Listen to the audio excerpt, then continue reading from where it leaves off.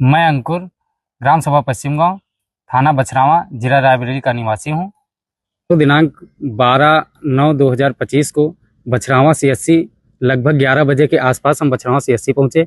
वहां पर पहुंचने के बाद हमने अपना पर्चा बनवाया। हमारे साथ गांव के कुछ 6-7 लोग थे जिनको पैर में दिक्कत थी, किसी के सीने में दिक्कत थी। तो हमने सबसे कहा कि चलिए हम सबका वहाँ एक्सरे करवा देते हैं। बछरावा में काफ़ी ऐसी सुविधाएं हैं जिनका लाभ हम लोगों को मिलना चाहिए।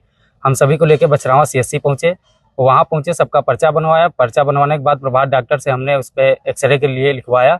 जब एक्सरे रूम में पहुंचे तो वहाँ पर जो भी कर्मचारी थे वो मोबाइल चलाने में और आपस में बात करने में व्यस्त थे। हमने कहा भैया हमारे साथ कुछ लोग आए हुए हैं, हमारी माता जी भी थी साथ में, और हम लोगों को एक्सरे कराना है। तो उन्होंने कहा कि अभी नहीं हो पाएगा, थोड़ी देर बाद आना। तो हमने पूछा कि साहब कितनी देर बाद आना है? तो उन्होंने कहा कि अभी थोड़ा टाइम लगेगा, लगभग 1-1.5 घंटे बाद आइए। तो हमने कहा साहब एकदम पक्का समय बता दीजिए, या तो हमारा पर्चा लगवा लीजिए, आप पर्चा लगा लीजिए, तो जिससे कि जब भी आप चालू करेंगे हमारा नंबर आएगा तो हमारा सबसे पहले हो जाएगा।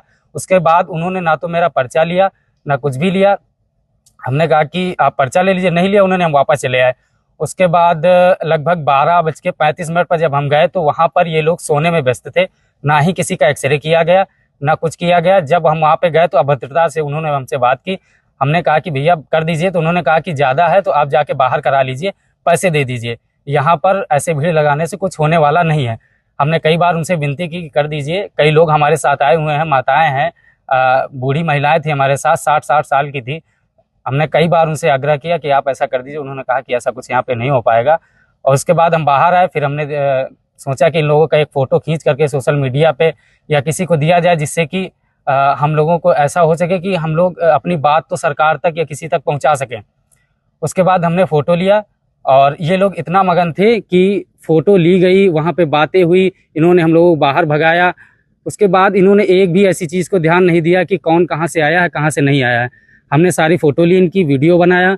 उसके बाद हम बाहर निकले। कई और अन्य लोगों से हमने बात की। वहाँ पे एक बुजुर्ग महिला भी थी जिनका हाथ का प्लास्टर कटना था। एक वहाँ के कर्मचारी थे, मैं किसी का नाम नहीं जानता हूँ, वहाँ उन्होंने प्लास्टर काटा और उसके बाद उस महिला से पैसे की डिमांड करने लगे। महिला ने पैसे नहीं दिए।